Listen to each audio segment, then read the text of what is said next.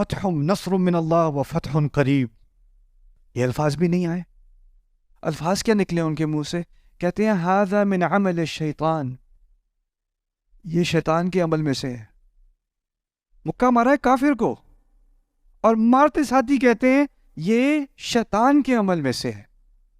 انہ عدو مضل مبین، یہ تو دشمن ہے اور یہ گمراہ کرتا ہے، اور یہ بڑے واضح طریقے سے گمراہ. اب مجھ پہ واضح ہو گیا کیسے یہ شیطان گمراہ کرتا ہے. سوال یہ پیدا ہوتا ہے انہوں نے تو جہاد فی سبیل اللہ کیا تھا، مسلمان کی جان بچائی تھی، قتال کیا تھا.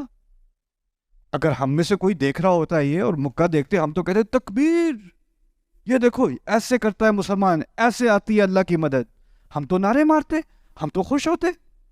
اور یہاں موسیٰ علیہ السلام فتح کے فوراً بعد، دشمن کا خاتمہ کرنے کے فوراً بعد کہہ رہے ہیں یہ تو شیطان کا عمل ہے. تو سوال یہ پیدا ہوتا ہے یہ شیطان کا عمل کیسے ہے؟ یہ کیسے ہو گیا شیطان کا عمل؟ دیکھیے قرآن نے ایک بات کہی ہے، کلا بل تحبون العاجلہ وتذرون الآخرہ، تم کو جلدی بہت پسند ہے، تم لوگوں کو آخرت کو تم پیچھے کر دیتے ہو. ایک روایت میں آتا ہے رسول صلی اللہ علیہ وسلم کہتے ہیں العاجلۃ من الشیطان، جلدی شیطان سے ہوتی ہے، جلدی شیطان سے ہوتی ہے. آپ کا مسلمان بھائی آپ سے مدد مانگ رہا ہے اور کافر اس سے لڑ رہا ہے، کیا آپ کے پاس 100% معلومات ہیں کہ کافر غلط ہے اور آپ کا مسلمان بھائی صحیح ہے؟ کیا مسلمان ہونے سے اس بات کی ضمانت ہو جاتی ہے کہ وہ مجرم نہیں ہو سکتا، یا اس کی غلطی نہیں ہو سکتی، یا وہ چور نہیں ہو سکتا، یا وہ قاتل نہیں ہو سکتا؟ یہ کہ اس کی بات کی کوئی ضمانت ہے کیا؟ آپ کے پاس ساری معلومات نہیں ہے. اگر کوئی آپ کی قوم میں سے ہے، آپ کی فیملی میں سے ہے، آپ کے گھرانے میں سے ہے، آپ کے گاؤں میں سے ہے، کیا اس کا مطلب یہ ہے کہ وہ صحیح ہے؟ اور جس سے آپ کی چڑ ہے، یا جس سے آپ کی لڑائی ہے، یا جس کو آپ پسند نہیں کرتے، کیا اس بات کی ضمانت ہے کہ وہ غلط ہے؟ نہیں. لیکن دوسری بات یہ ہے کہ دیکھیں، کیونکہ وہ مصر میں رہتے ہیں نا، تو لاکھوں دفعہ دیکھا ہوگا کہ کتنے فوجی، کتنے انیسنٹ قسم کے لوگ جنہوں نے کوئی جرم بھی نہیں کیا ہوا، ان کے ساتھ کتنی زیادتیاں ہزاروں دفعہ دیکھی ہوں گی انہوں نے، ہزاروں دفعہ. اب وہ ایک ہزار ایک دفعہ دیکھ رہے ہیں تو کہہ رہے ہوں گے 1000 دفعہ دیکھ چکا ہوں، وہی بات جو پہلے ہوتی ہوگی وہی ابھی بھی ہو رہی ہوگی، اسی لیے تو انہوں نے جلدی کی. وہ تو کہیں گے یہ تو میں نے کتنی دفعہ، بے شمار دفعہ دیکھا ہے اور میں کچھ کر نہ سکا، سب گواہ تھے، آج ایک موقع ملا ہے تو میں کچھ کر تو سکتا ہوں نا، تو کچھ تو میں کروں. یعنی ان کی نیت میں کوئی خلل نہیں ہے. لیکن جو حکمت یہاں سکھائی جا رہی ہے کہ آپ نے ایک ہی چیز 1000 دفعہ بھی دیکھی ہو، 10,000 دفعہ بھی دیکھی ہو، ہر کیس الگ ہوتا ہے، ہر صورتحال الگ ہوتی ہے. اگر کوئی جج ہے، وہ 20 سال سے جج ہے، اس نے بہت سارے کیسز دیکھے ہیں، اس کے پاس ایک نیا کیس آتا ہے، وہ بندے کی شکل کہتا ہے میں تو بندے کی شکل دیکھ کے بتا دیتا ہوں کہ اس نے جرم کیا ہے. اگر جج ایسا ہونا تو اس کو جج نہیں ہونا چاہیے، کیونکہ وہ کیا کر رہا ہے، اپنے سابقہ تجربے کی بنیاد پر وہ گمان کر رہا ہے کہ یہ کیس کیسا ہوگا، اور یہ انصاف کے خلاف ہے. موسیٰ علیہ السلام نے جو اپنا اقدام کیا نا، وہ تمام معلومات لینے سے پہلے کیا، جلدی کر دی، جذبات میں آ گئے، سوچا کہ جب اتنی زیادہ دفعہ میں نے اس قسم کی زیادتی دیکھی ہے تو یہ بھی اسی کی ایک مزید مثال ہوگی.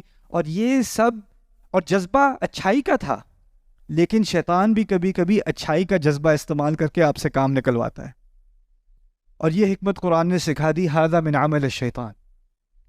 اور پھر اب سمجھ میں آتا ہے جب اللہ تعالیٰ نے کہا تھا نا کہ ان کو حکمت دی تھی، اس قصے کے شروع میں بھی کہا تھا نا حکمت دی تھی انہیں، یعنی انسان غلطی کرے اور اس کو فوراً سمجھ میں آ جائے کہ یہ اصل میں بہت بڑی کیا تھی، غلطی تھی، اس سے بڑی حکمت کیا ہوگی، اس سے بڑا علم کیا ہوگا، فوراً اس بات کا خود ہی اعتراف کر لیتے ہیں کہ یہ شیطان کا عمل ہے. اب ایک آخری مسئلہ رہ گیا، خطبہ لمبا ہو گیا ہے لیکن آخری مسئلہ ورنہ بات آدھی رہ جائے گی. وہ کیا ہے کہ اگر کوئی غلط حرکت کرتا ہے، غلطی ہو جاتی ہے کسی سے، کسی کے ساتھ زیادتی بھی ہو جاتی ہے، اور پھر آپ کہیں یہ جی بس شیطان کا اثر آ گیا تھا میرے اوپر.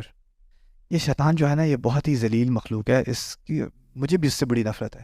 میں نے نہیں کیا تھا، اصل میں یہ شیطان کا اثر تھا.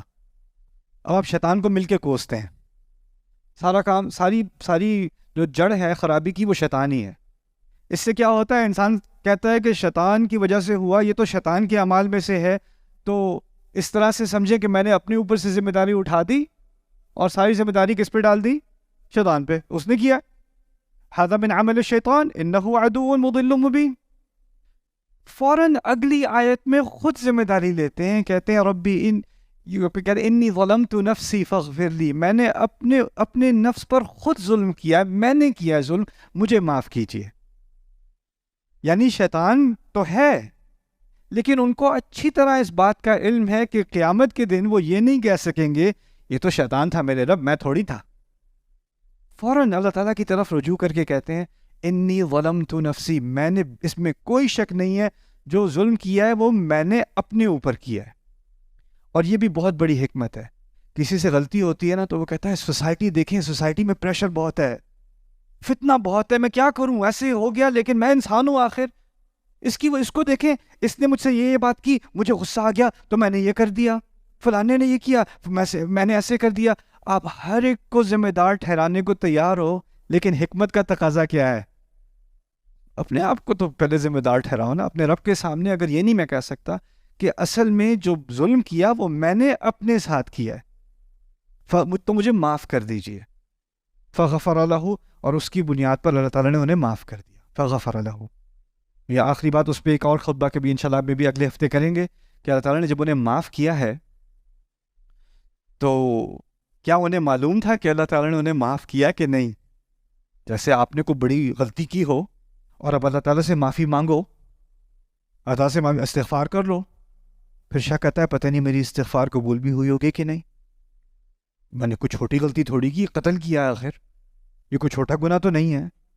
میں نے اعتراف تو کر لیا غلطی میری تھی, معافی تو میں نے مانگ لی, لیکن اللہ تعالیٰ کی طرف سے کوئی وحی تو نہیں آنی ہے ابھی کہ چلو تمہاری توبہ اچھی تھی, قبول, اب تم اپنی زندگی میں آگے کی سوچو, اب اس کے بارے میں بار بار سوچنا چھوڑ دو, شک کرنا چھوڑ دو کہ میں نے معاف کیا یا نہیں کیا, اس کی فکر تم چھوڑ دو. یہ سوال بھی ایک بہت اہم سوال ہے, کیسے پتہ چلے مسلمان کو کہ اس کی استغفار قبول ہوئی کہ نہیں ہوئی؟ تو انشاءاللہ اگر موقع ملا تو اگلے ہفتے اس کے بارے میں بات کریں گے. بارک اللہ لی ولکم فی القرآن الحکیم ونفعنی وإیاکم بالآیات والذکر الحکیم.